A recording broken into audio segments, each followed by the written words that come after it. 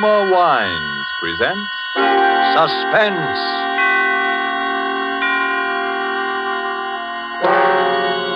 Roma Wines, made in California for enjoyment throughout the world.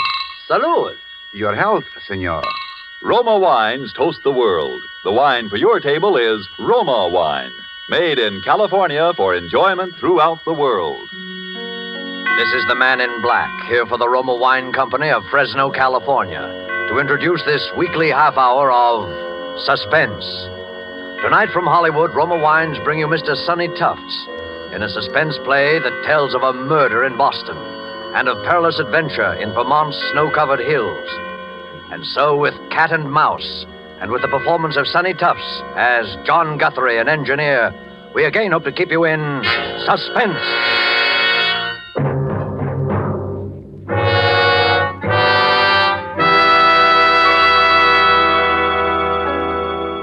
W1QXL, W1QXL, W1QXL. This is W1RBX calling W1QXL, W1QXL. This is WIR, Montcar, Vermont, calling and standing by. W1RBX, W1RBX. This is W1QXL in Boston, returning. Hiya, Guthrie, how you been? Signal's clear, good signal. Come in. W1QXL, W1QXL, W1RBX back. Hello, Lockwood. I'm fine. Signal's good up here. I got lots to tell you. Been trying to get in touch with you for the last couple of hours. Where you been? Out to dinner with Valentine? Go ahead. Sorry, Guthrie, I haven't seen Val today. She hasn't answered her phone. Guess she's awful tired of picking it up and hearing me on the other end proposing. Anyhow, I've been working hard. Oh, had a little excitement here at the laboratory an hour or so ago. Thought we had a prowler on the grounds. But guess it was a false alarm. Nerves, I guess. What's your news, Guthrie? I've got a bit for you myself, but let's hear yours first. Go ahead. Okay. Well, as far as I'm concerned, kiddo, you can set up a date for demonstration for the Army Signal Corps and the Naval Ordnance people just as soon as you like. We're in the clear now for keeps. I got the last bug out of the screen this morning, and it ought to make the prettiest little image you ever saw. And if the brass hats put the steam on, I don't see why it shouldn't be in there fighting in a couple of months. Now, let's hear about you. Go ahead. Boy, that sounds great. Hold it, Guthrie. Something going on here. Keep listening. I'll be back in a second. Who is it? Who's out there? Who's there? Get out from there or I'll shoot. Come out. Stop. Stop. What is it, Lockwood? Howard, what's the shooting? Is that you coughing? Lockwood, is that you? Go ahead. Hello, Guthrie. I saw him that time. Almost got him with my rifle. Wonder what that guy can want. Well, I know one thing he's got, and that's a sore throat. Boy, did you hear that cough? Go ahead. I'm worried, Lockwood. Somebody must be getting wise to what we've got. We'd better arrange for more protection around the lab. Well, you've heard my say of it. How are you getting on with the blueprints? Go ahead.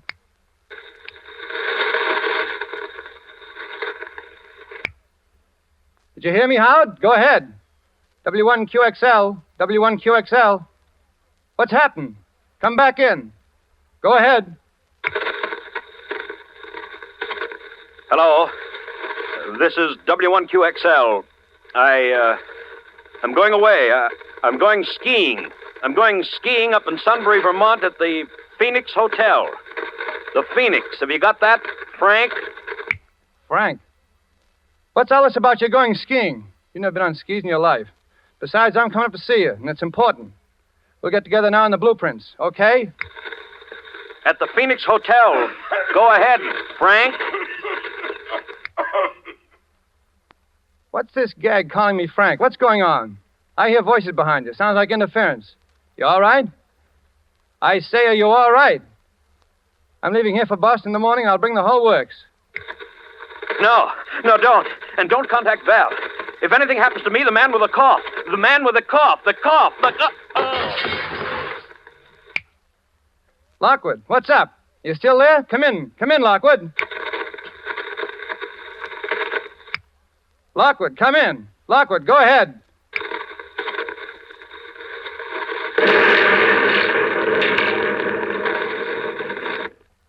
W1QXL, W1QXL.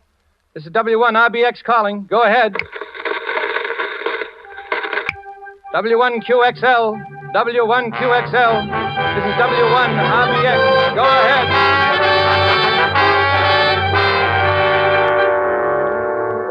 Tonight for Suspense, Roma Wines bring you a star, Mr. Sonny Tufts, whom you have heard in the prologue to Cat and Mouse by Hugh Pentecost. Tonight's adventure in Suspense.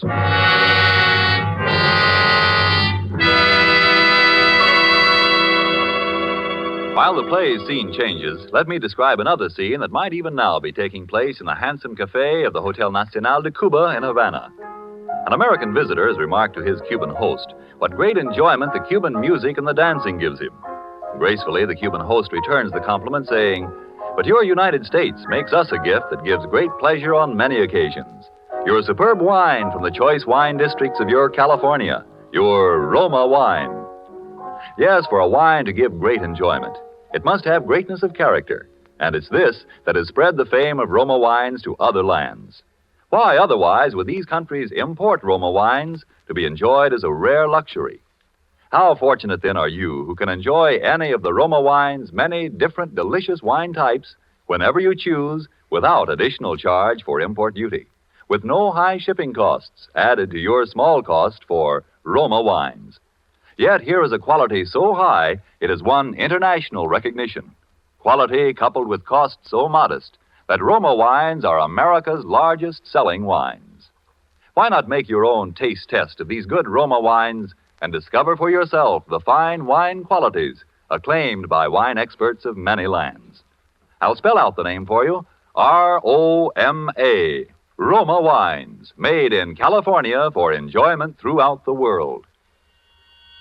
And now it is with pleasure that we bring back to our soundstage our star, Sonny Tufts, as Engineer John Guthrie in Cat and Mouse, a tale well calculated to keep you in suspense.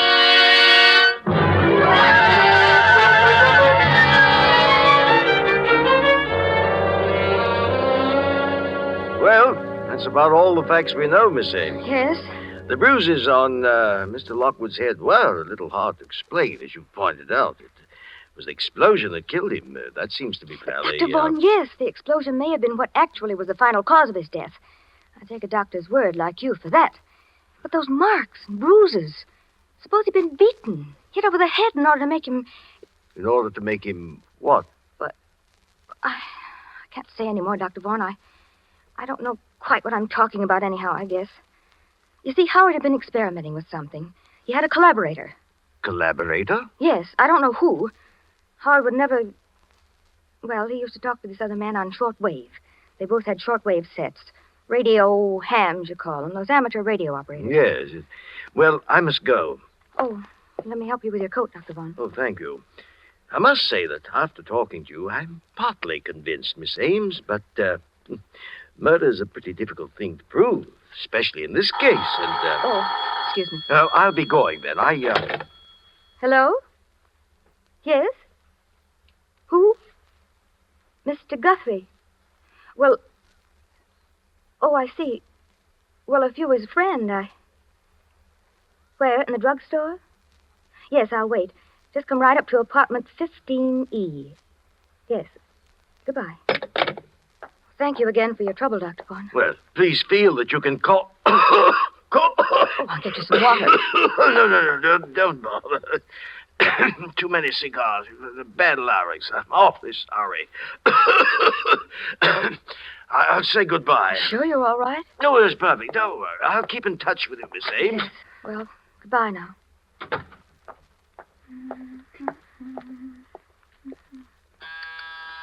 Oh, just a minute.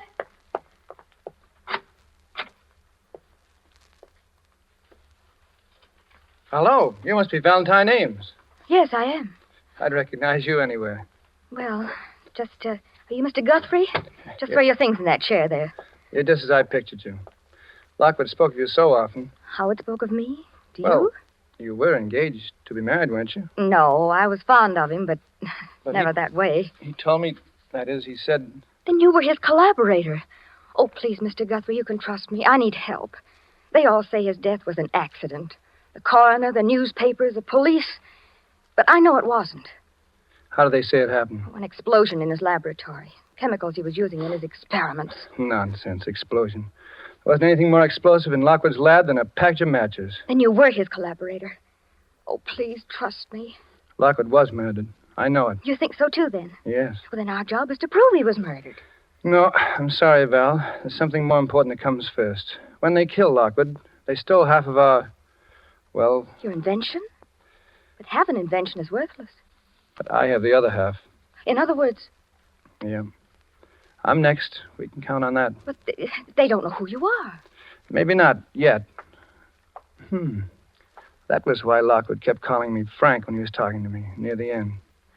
He didn't want to give my name away to them. And you've no idea who they are? Just something we could start on? It was just one thing. That night, the night he was killed, we were talking in a shortwave, and he'd been bothered by a prowler. He spoke of it. Why, I even heard the fellow in the air. He was... Oh, that phone. Excuse me a second.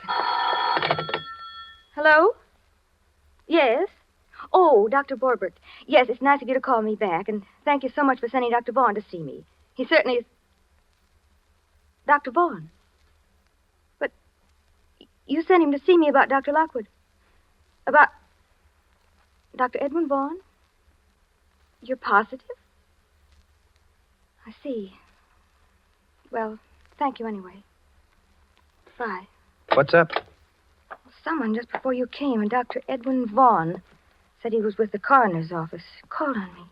And the coroner's office never heard of him. Is that it? Never. Uh-huh.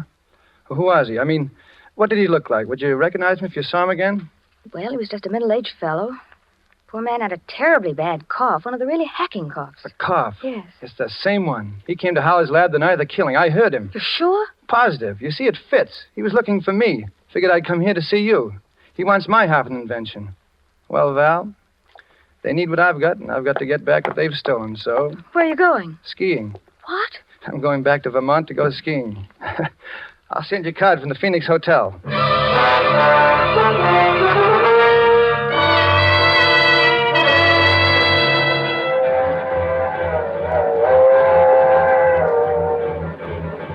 Next up is Sunbury, Vermont. Sunbury. Bring me an orangeade, Porter. Well, hello. You're new up here. Beg your pardon? You're going to the Phoenix Hotel, of course. It gets so you know a skiing fan when you see one. I know most all the Phoenix crowd. This must be your first trip to the Phoenix, huh? Yeah, it is. Name's O'Brien. John Guthrie. Oh, excuse me. Do they serve drinks in this lounge car? Yes, they do. Yeah, you're new, too. Well, yes, I've only been in the States a few weeks. Oh, no. I mean new to our weekend skiing contingent. Skiing contingent? Yeah. Oh, yes. I'm O'Brien. This is Mr. Guthrie. What'd you say your name was? Well, Thanks, Porter, thanks. And bring me a couple more cigars, will you? Here, take one of mine while you're waiting, Mr. O'Brien. Oh, thank you. Now, that's what I like about the Phoenix crowd. They're sociable. Everybody pals with everybody else. Sounds very pleasant. Yes, I suppose so. Well, well, anyway, you wait. By Monday, everyone in the place will be calling you by your first name. Oh, really? Well, I guess I'd better be getting back to my compartment. Very happy to have met you, gentlemen. See you later. Weird duck. Unsociable like. Now, I always say, you take a fellow that don't mix. Be quiet a minute. What's the matter with you, Mr. Guthrie? You look like you'd seen a ghost.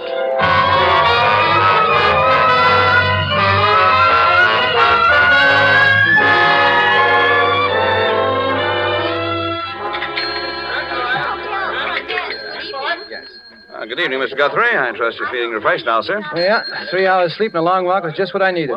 Any messages for me? No, sir. Good evening, Mr. O'Brien. Hello there, hello. Ah, there you are. I've been looking for you everywhere. Want to introduce you around to some of the folks here. Well, thanks, Mr. O'Brien. I would kind of like to get acquainted. Why, sure. Be sociable. You see the old lady in the wheelchair? That's Mrs. Garvey. Mrs. Garvey, eh? Yeah. They're new here, too. Legs paralyzed, poor soul. Always sits and knits. The husky man's her husband. Well, hello there, folks. Hello, Irishman. Well, Feels good here. so you're our newcomer. Only one of them, yeah. And this sweet soul, Mr. Guthrie, is Mrs. Garvey. Excuse my not shaking hands. I'm all tied up in this ball of wool.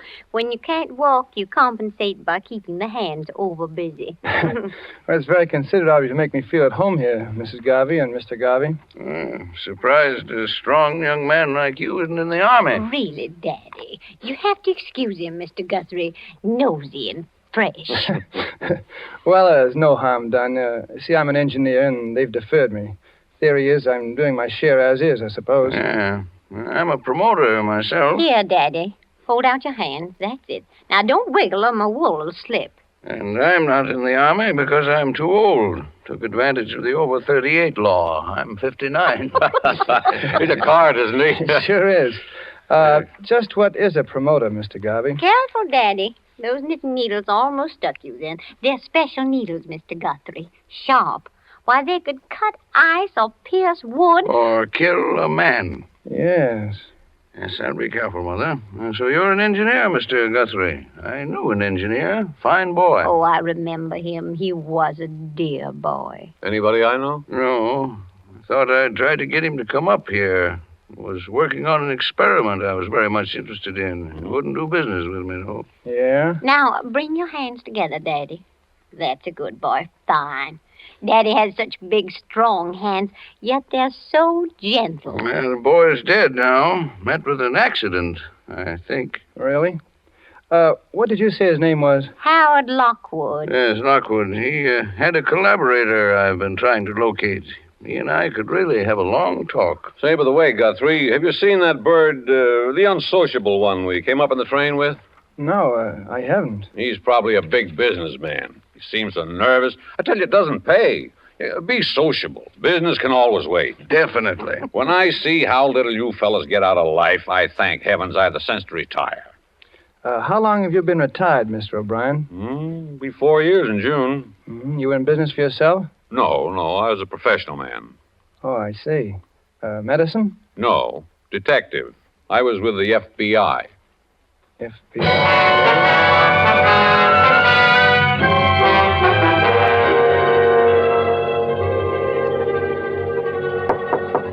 Come in.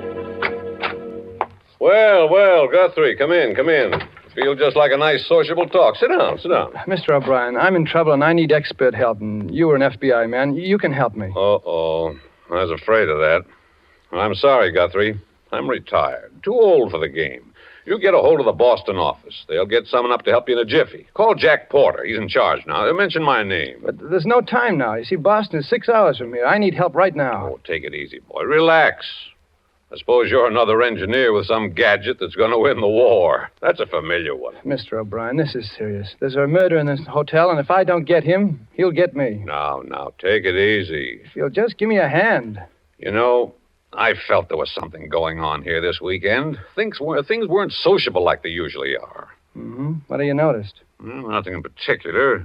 Just people seemed to act funny. You take that Garvey and his old wife, and that bird with a cough that came up on the train with us. What's he up to, eating his meals in his room? Look, will you help me, Mr. O'Brien? I do have an invention, as it happens, and... Oh, excuse me a minute. Hello? Mr. Guthrie? Yes, he's here. The gentleman in 421. Right now. Very well. Goodbye. It's for you. Party in 421 wants you to step in and see him. That's him. That fake Dr. Vaughn. Well, this is it. And you refuse to help. Oh, now, look, I'd like to, I guess, but after all... All right, O'Brien, but look, just this. 421 is right down the hall. And if I'm not back in 10 minutes, will you knock on the door? Oh, that much I'll do for you. John. Valentine, what are you doing here? We agreed that you... No, John. Open your door quickly before we're seen together. Look, Val, I've got something important to do. Wait in my room for me. If I can only find a key. The door's open. It's funny. I locked it. Look! The room's been searched. My papers, the pillows, my trunk. Oh, John, they know you. Where is it? You didn't bring the blueprints with you here. Not that dumb. Well, it's gone. What? My gun. Oh, John, I'm afraid. I feel as if I'd known you for a long time.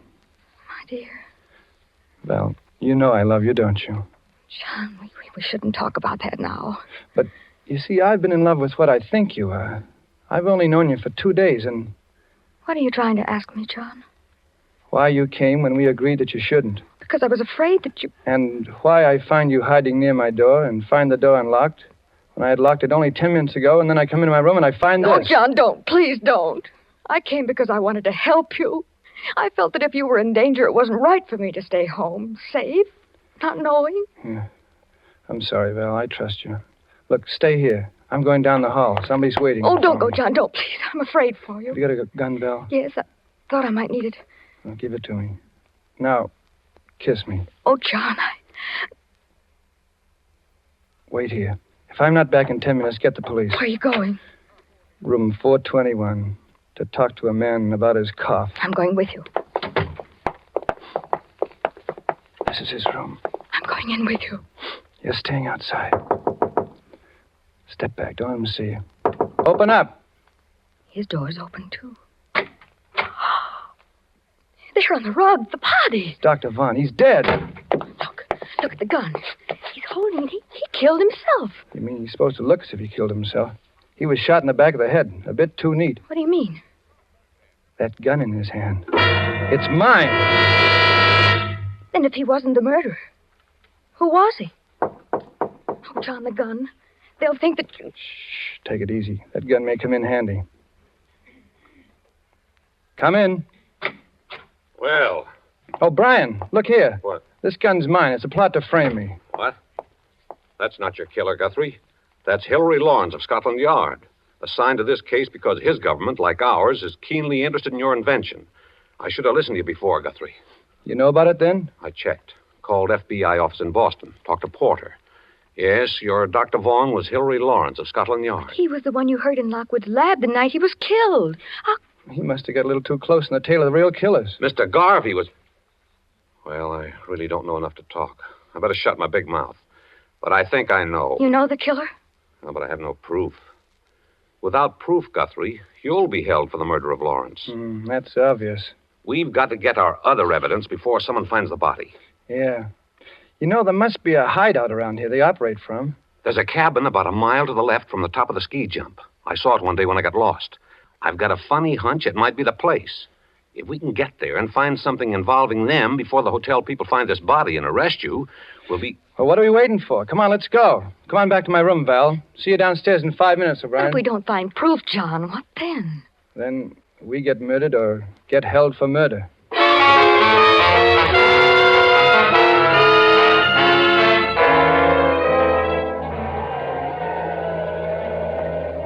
The cabin's dark. Yeah, one of these keys must fit. Ah, that one does it. Softly now. Mr. Guthrie, I'll take Miss Ames's gun. You're too impulsive.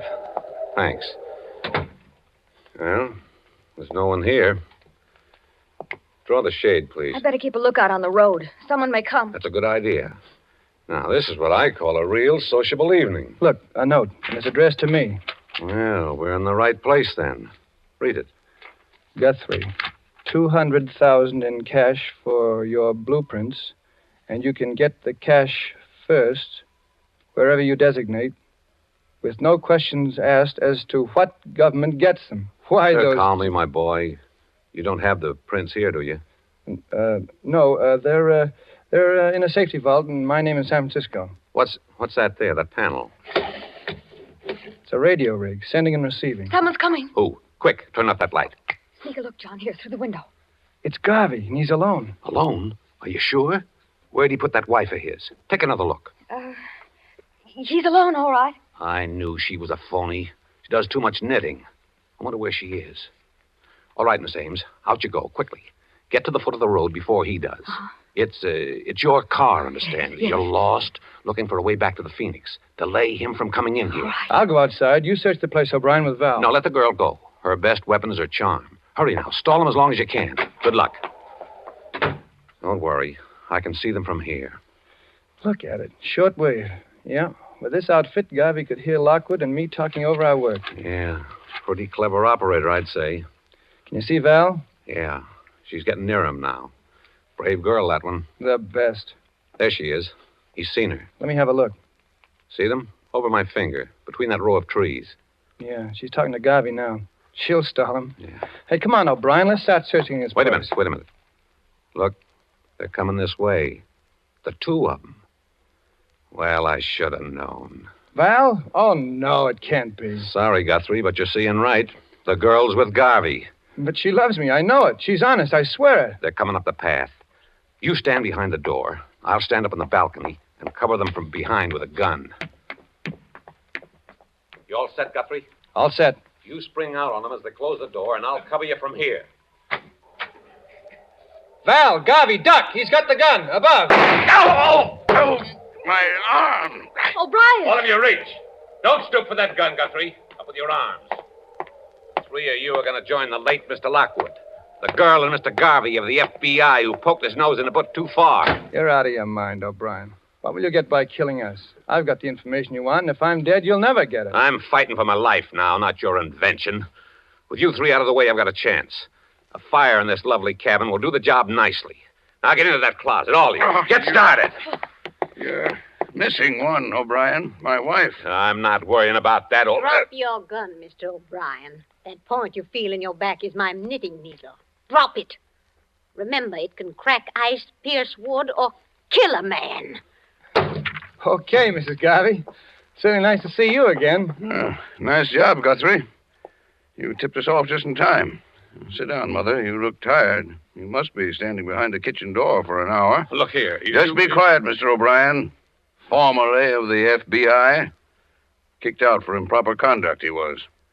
The service has had its eye on you ever since, my friend. Yeah, you see, you made a slight error, O'Brien, when you said you'd call the porter of the Boston FBI office. The outgoing lines from the hotel have been out of order since 5 o'clock. Oh, your arm, Daddy. Here, let me bandage it. You better get going and have it looked after. Oh, it's bleeding.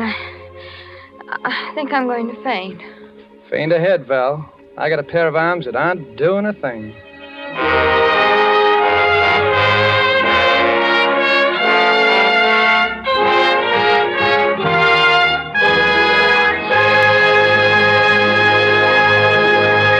And so closes Cat and Mouse, starring Sonny Tufts, tonight's tale of Suspense. Mr. Tufts appeared through the courtesy of Paramount Pictures and will soon be seen in the Paramount picture, I Love a Soldier. Few spots in the globe boast the unique and perfect combination of nature's gifts, which makes possible truly good wine. Wine which the whole world can enjoy. But wine experts will tell you that among these fortunate spots, none can surpass the vineyards of our own California. From these renowned California vineyards come Roma wines. Wines so perfect in flavor, so delightful, that they are enjoyed in many countries of the world. To us in America, Roma wines are an everyday treat, for we may buy them at an astonishingly low price, since we pay no import duties or expensive shipping costs. Do you enjoy a delicious tangy sherry? Well, tomorrow treat yourself to a glass of Roma California sherry. We're sure you will agree that you have never tasted finer. With your first sip, you'll understand why Roma wines are America's largest selling wines. I'll repeat the name, R-O-M-A, Roma wine. Tomorrow, ask your dealer for your favorite type of Roma wine, made in California for enjoyment throughout the world. This is Sonny Tufts, and I hope you enjoyed our suspense play this evening. I know I had a good time. I'm looking forward to next week's show, and I know you must be, when that remarkable actress, the Academy Award winner, Madame Katina Paxinou, will be the star of Suspense. Suspense is produced and directed by William Spear. Next Thursday, same time, you will hear Katina Paxinou in Suspense.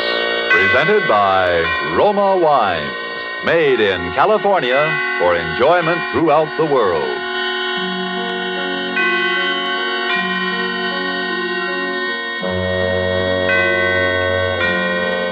This is CBS, the Columbia Broadcasting System.